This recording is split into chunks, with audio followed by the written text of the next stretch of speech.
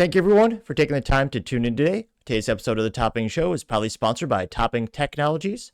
Topping Technologies is an IT value-added reseller and services company with a special proficiency in IT security. Heck, I see their founder at least twice a day. Guys, he's quite handsome and brilliant. Easy me to see, that's the joke. If you're an IT leader or business owner, reach out to the team at sales@toppingtechnologies.com. Also, still giving away a free flamethrower with every IT purchase with Picatinny rail adapters to come out to any standard AR-15, like all accessories can be. Go to toppingtechnologies.com and click the flamethrower button to learn more and see me shooting a flamethrower. And lastly, trying to get 6,000 subscribers by the end of the month, so if you can click that button and tell your friends and your enemies, I would greatly appreciate it. Now going over to the business part of the podcast, you have one of the new Land Rover Defenders getting a 145-gallon gas tank for the upcoming race series. Now this brought to us thanks to Andrew Collins, who's a writer at thedrive.com. And, well, debatably, do not need a visual disclaimer. Kind of looks neat. Again, credit to Andrew Collins, and they say, quote, Land Rover's new Defender race car has a 145-gallon gas tank and flight mode for jumps. There you can see that quirky little vehicle right there. They say the Defender Dakar D7XR will make its competitive debut at the Dakar Rally in January and go to challenge more rally raid events, which I already did the math. Let's say premium gas is around $3.30, $3.50 per gallon. It would be about $500 to fuel up that behemoth, which obviously insane. Again, this is for a race series. Now, they say, quote, the Land Rover Defender Dakar DSXR is a new off-road racing vehicle entering next year's World Rally Racing Championship and quickly approaching Dakar Rally in January. Based on a Defender OCTA, is going to run in W2RC's new stock class in the hands of Stephanie Petershall and others. Land Rover indicated that it wanted to challenge the Dakar, now held in Saudi Arabia, with a stock Defender-based vehicle around the last running of the race almost a year ago now. Today's unveiling of D7XR proves the green oval guys haven't forgotten. You can see the juxtaposition of the stock versus actual car there. Now that's a cool interactive little picture right there. There's a stock Defender costing more than a house in Iowa. And this is probably 2 or 3 houses in Iowa. Actually, yeah, that looks pretty cool.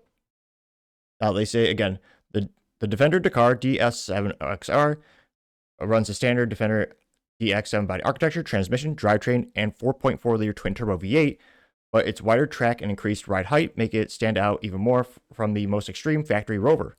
The stock rally class is new for 2026 and was probably pretty much created for Land Rover to make this car, but we'll dive deeper into that in another post. The fear of this class is that we'll see production-based vehicles competing in the rally. Philistines and Land Rover's official suspension partner and created a system for this car and has made a single coil-over front setup with parallel twin dampers in the rear. The track width is almost 70 inches and about 2.3 inches wider than the OCTA. Here you see the front of that vehicle right there.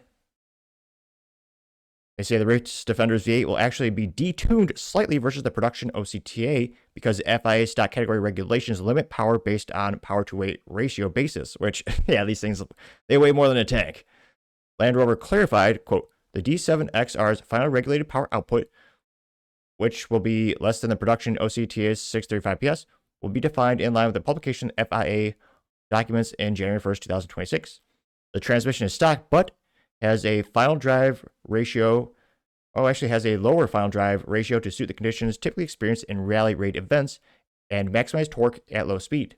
The D7XR has race-ready brakes, 6-piston in front, 4-piston in rear, 35-inch tires, and colossal, again, 445-gallon fuel tank, or for the foreigners, 550-liter, or for the Americans who drink highly carbonated, high fructose corn syrup in bottles, the 2-liter bottles. I think when it comes to liters, well, I guess we know engines, but nevertheless.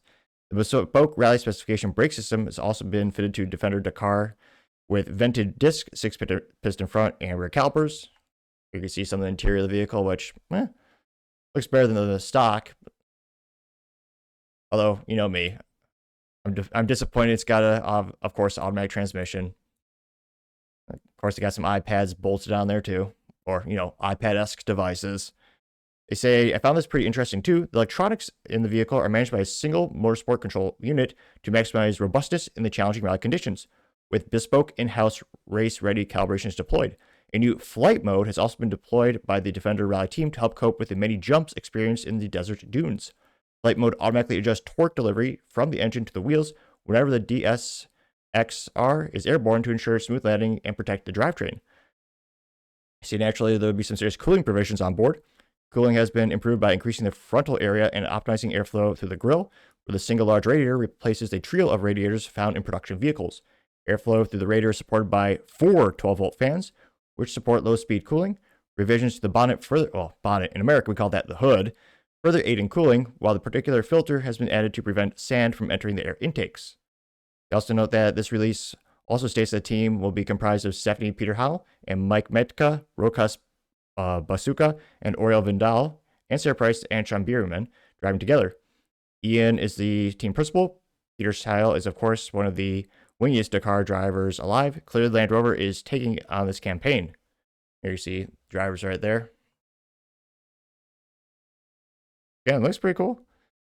They continue saying, quote, I think this car looks absolutely spectacular, and the fact that Rover has finally made it fairly close to the factory OCTA is particularly epic. Dakar Rally is just weeks and weeks away, and driving through the deep and the rocks is all full tilt.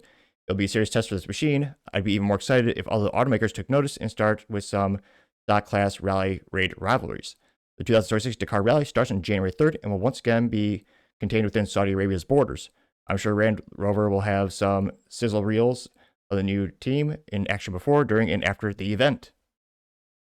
Which, yeah, I mean, it's one of those things where a lot of these companies are starting to see the money on the wall, or these things print money.